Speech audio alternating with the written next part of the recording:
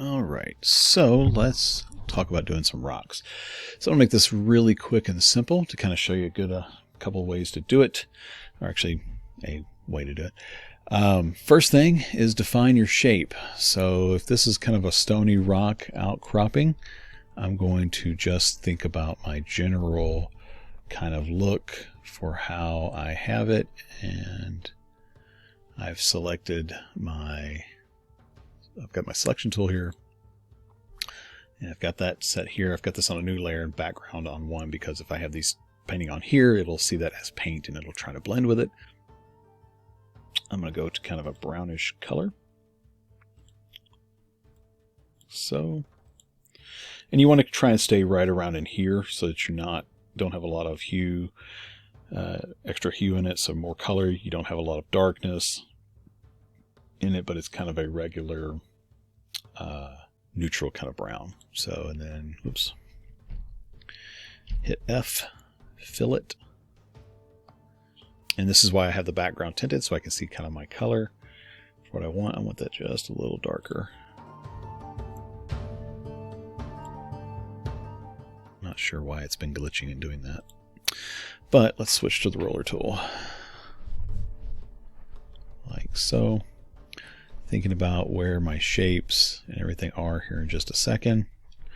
But I just want kind of this dry roller texture that's in here. And this is just, I don't have anything selected. It's just kind of the default. If you don't have one selected, it'll just kind of give you this kind of shape.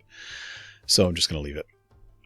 All right, so I know that I have that kind of a look. I'm going to go darker, and I'm going to bring this down in size. And what I want to do now is kind of say, okay, where am I going to have some rocks? So I'm going to have a dark here, maybe across here. And when you're doing this, really look at references. You know, have a good reference to go from. I'm just kind of making this up as I go. So, and looking at the shape that I have here. Okay. And the more I move this, the more it's going to blend. So I'm just kind of hitting it with the color and laying it down. Like so. Maybe that's a stone that comes around. Like that. Okay. Now I want to Alt, select that midtone again, come across to a little bit brighter, and figure out where some of my light is going to be. It's going to be from the upper left. So we want some of that put in here. Like so. Okay. Now that I've got that in there, I'm going to switch to my Impasto brush. If you don't have my brushes, go to Gumroad and get them. You can also use the canvas ones for this kind of thing as well. I'm just going over these areas to blend them together a little bit. Shift and drag to the right to make it a little bit bigger brush. Shift and drag to the left to make a smaller brush. Just quickly throwing these in because these will blend with each other around it. And I do this way because it lets me know if I like the direction that stuff is going quickly, and I can get it laid in quickly. That's why I use these brushes, because it just saves me time. Okay. So it's getting kind of a good look there. So I'm going to Alt select this here to lay in some of these cracks and crevices and kind of blend some of that together to give a similar texture. Kind of come over and just, I'm not picking up my cursor at all, my pen, and I'm just letting it blend with the rock color around it. So it'll naturally start blending into it. And then now I've picked it up. So now when I touch, it's going to lay down a darker paint. Keep it held down and let it blend like so. Okay, makes you a little bit more clean, homogeneous kind of feel and look. and get you a nice quick stone to really build from. Okay, like so. Okay, so now we have some interesting looking rock. Now what I'm going to do is I'm going to make a new layer. I am going to go back, hit F and go back to my fill tool. It does not matter what color here. I am just going to fill this. I'm going to drag it down below that rock. I'm going to name it Mask because ArtRage does not have a masking tool, but I'm going to name it that way. And this will be my base shape. So that way if I ever need to come back to it, I can. And rock main. Have this there as well, and Control D to deselect. I'll make a layer on top, and now what I'm going to do is I'm going to build my highlights and my shadows even more. So I want to kind of mess around with this, so I'm going to go back to my custom brush, and I can switch. I could keep this impasto and just keep using it, and that's no problem.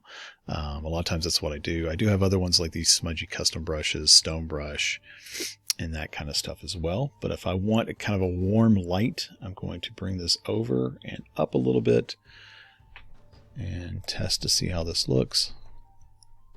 Okay. That would be good for a nice bright bit of light hitting it, like so.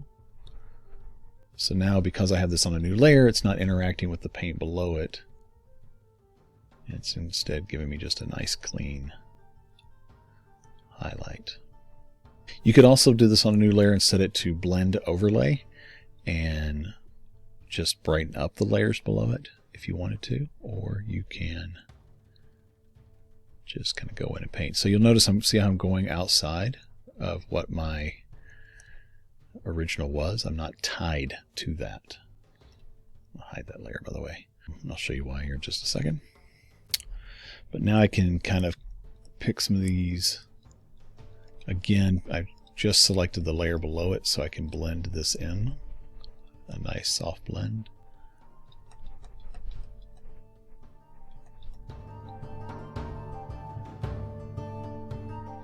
Okay. Alt select.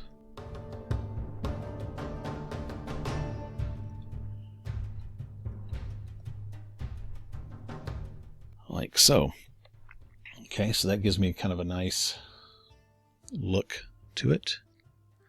I have like my mountain brush here, for example, which if I wanted to give a softer kind of texture, I can. And this is, let me do this real quick. Let me bring this down and keep that overspray there. So let's say I really wanted to change this. I'm going to go to my complementary color here for a little bounced light and lighten it just slightly. So a little bit of bounce light on these rocks here, just because it adds a little bit of interest. Okay. So now I've got that. So what I can do here is Control, click, all right, come back up to this layer, Shift Control I, and I can either hit delete and delete everything that's outside it, or if there's something here that I like that's outside of it that I don't want to get completely out of, I can just go to my eraser tool and erase back on some of it and leave some of the rest. Okay, and Control D to deselect. So see, I left that right there, but I've got rid of this over here. So that's why I do that. So that way I have a mask down here, and I can always go in and modify this and really push it around and everything else that I want, but that gives me the nice ability to kind of do it. And then from there I can zoom in and take something like my pencil tool, for example, go to Alt click to get kind of this area, and then take my pencil tool and lightly, because it's pressure sensitive, I can just kind of sketch in some highlights like so. Okay, I can also select some of the dark and put in some crevices and cracks.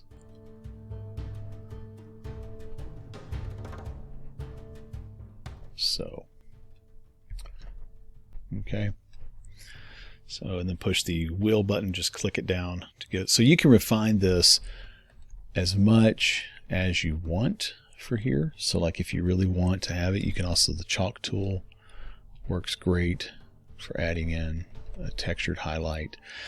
But the key thing here is how much of this soft edge do you want? Okay, because if it's a stone, then you're going to probably want to have a more defined edge. So you may want to go to something that gives you that, so you can have stuff that has a more refined edge, like even this inky round. Like for example, let me select here, change my size down. So even it can have a more defined edge, like so. But it blends in, because it's the inky round, it has just enough of softness to blend. Okay. Now by having this here, I want to show you something real quick. So I'm going to do Control-Alt down arrow to merge that layer. I'm going to go back to my eraser tool. I'm going to bring it down in size. And I'm going to carve away some of this rock that I don't need. Okay. And I can do the same in here. So for example, if I wanted to really have something stick out past something else, I could do that. I wanted to break up the silhouette a little bit, I can do that. This works great, for example, if you're doing water. Okay. So the eraser, even the hard edged, is pressure sensitive. So if you go over something really light, it'll leave just a little bit of it. So you can almost paint with the eraser by removing stuff. Okay. So, and I said like a second ago, if I said if this was, for example, water, then I can kind of keep more of a horizontal feel, like so. Actually, while I've got this here, let me just kind of break this up a little bit. But that selection tool gives you a really quick way to kind of roughly get the shape and the composition for what you want. And then from there, it's just a matter of kind of refining it down and breaking up the shape a little bit, so that you get something interesting. Try not to repeat like I just did here. We humans try to make and look for patterns. So we try to make patterns when we're painting and drawing. Nature doesn't tend to overly repeat, but she does repeat. But for artists, we want to try and not make as many repetitious stuff. Anyway, so, but like I was saying a second ago, and I'm just going to throw in a quick highlight or two. Chalk brush. And can refine this as much or as little as you want, but you got the general idea. So if I was going to make a water, then what I could do here,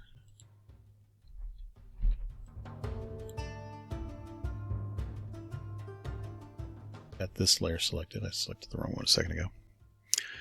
So let's say I want to do the water one. You can use a good textured brush. It could be the inky round. You could still use it if you want. Go to a larger size. Grab the color above. Oops, it helps to Shift Control I, invert. And to make your life easier, make another layer. Drop it below the rock layer. And vertical strokes first. And just keep selecting the colors that are above it.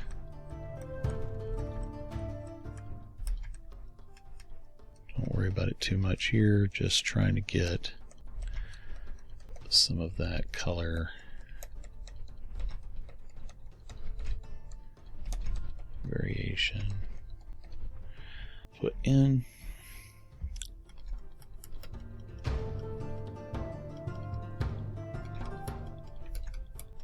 And again, this depends on how still your water is. There we are. So now we've got that. I'm going to move this because it's getting in my way. We've got that kind of laid in there. Now I can take my palette knife and I can do one, like let's say you could just blend color, increase your... Now this is going to interact with the what it thinks the canvas is like below, so you're going to get a little bit of texture, but not that big of a deal. I'm just again going up and down, staying fairly vertical.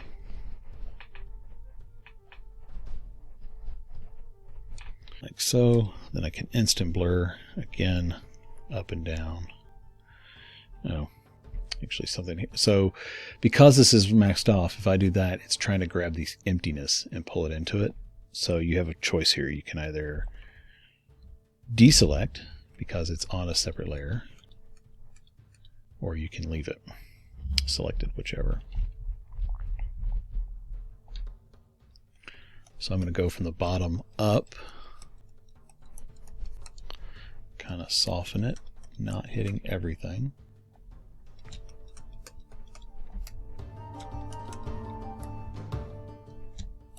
Okay. And get that kind of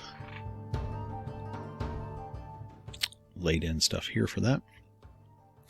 Then I can take my, well, I can still stay with my inky round, to be honest. Go a little bit lighter, a little bit bluer. Okay.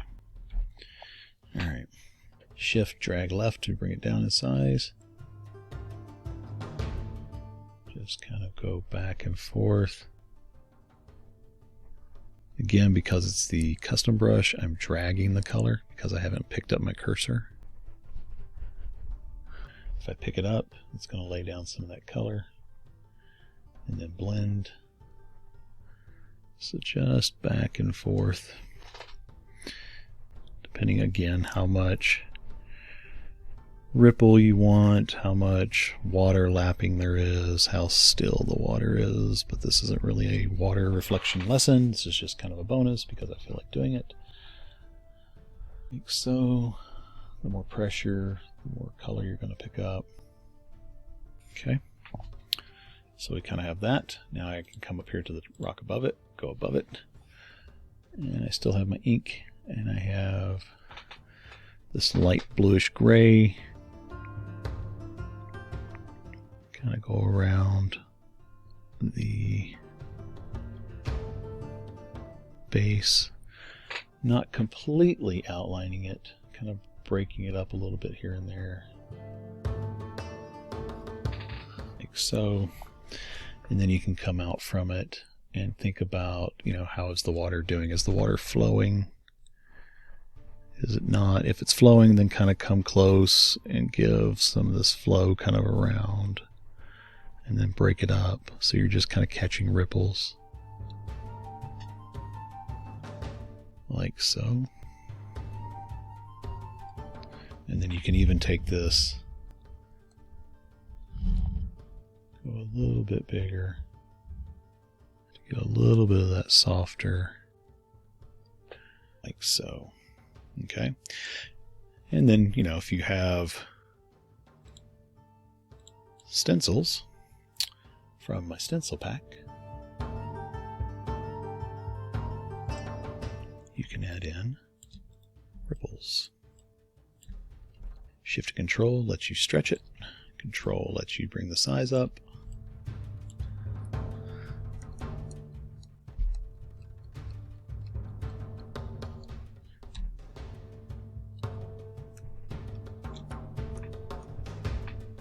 So anyway, so you can really play around with that. Now, speaking of my stencils, if you go into there, I have a rock brush.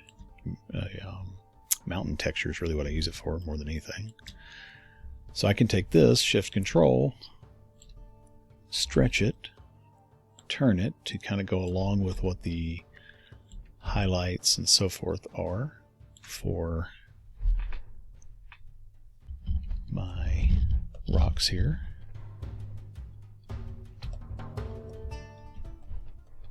And I can really use it to define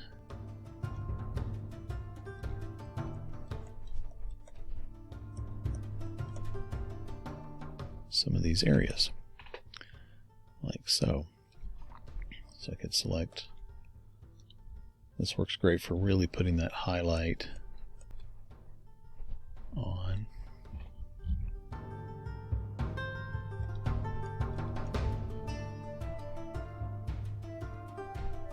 If you want to have some nice texture to it. So you can really play around with that and come back and blend it. But again, these are all designed to just make your life easier. Okay. But again, this is where you want to get that nice crisp edge. So either using like the pencil, you can even use the ink brush to really get that crisp edge. And some of that haloing effect. But the more you define it, the better it's going to be, because it's going to give you that detail. And it, you know, if you're not going for like say a impressionistic kind of look, and even with that, you don't want your brush strokes to be sloppy. So try to refine some of it to give your eyes, give the viewer's eyes a place to kind of see definition that, oh, hey, this was intentional. They did this to look like that for a reason. It makes it more interesting. But, you know, I'd love to hear what your thoughts are. Do you find this helpful? Is there something different that you would like to see? I just want to do this quick tutorial on rocks because it's always good to practice, and I thought maybe somebody would find it useful. So let me know in the comments below what you think, what what could be explained more, what could be explained differently, what you found helpful, what you're like thinking you could maybe have something different. I just hope to, my end goal here is always to help you guys. So I really appreciate you being on the channel, stopping by, taking a look at stuff, giving me any and all feedback so that I can make sure that I'm giving you the best content for this that I can. So I think it's important for us all to be able to create. I want to make sure that you have the capability to do so. All right, so I guess that's about it. I can sit here and pitter and putter around with this till the proverbial cows come home. But I would rather maybe work on another lesson. So just give me the feedback. Let me know what else I can show you. Think about your complementary colors. Think about your placement of the stones. Think about highlights. Think about using stencils if you got them. Playing around and building it up if you don't, for the look and feel, so that it all looks intentional. And that'll give you the kind of total look that you want, hopefully. Anyway, guys, gals, everybody, I appreciate you. As always, I appreciate you being here. I appreciate your feedback, and I always want to know more ways that I can help out. So just put it in the comments below. Join the Facebook group. Let me know there as well, and we'll keep making stuff. So I appreciate you. Thanks for watching, and until the next one, bye. Okay, wait, before you go, one quick thing. So when I stopped the camera, I couldn't stop myself from sitting here playing around with the layer even more and messing around. So just to give you a quick heads up on what I did, because this will probably be the picture that I use for the thumbnail. I duplicated the layer, set the blend mode to multiply, and then started erasing back through it to get the highlights from below, and then painted underneath it to add a little bit of texture for this paint texture around in here. Used the palette knife to kind of break up some of the colors, and then I went back in and started oil painting using the everlasting oil painting brush to paint in some just more definition and that kind of stuff. So I ended up with this being more of my final piece than what you saw when I stopped recording. Anyway, I just wanted to show you what I was doing and how I got to this, and that's really it. I just duplicated the layer, multiply, erased back what I wanted through that stencil to give the broken up areas, and then merged it all down to the one layer, and then painted on top of it with the everlasting oil brush and a little bit more of the stencil. So that's it. Anyway, just thought I would share. Okay, bye.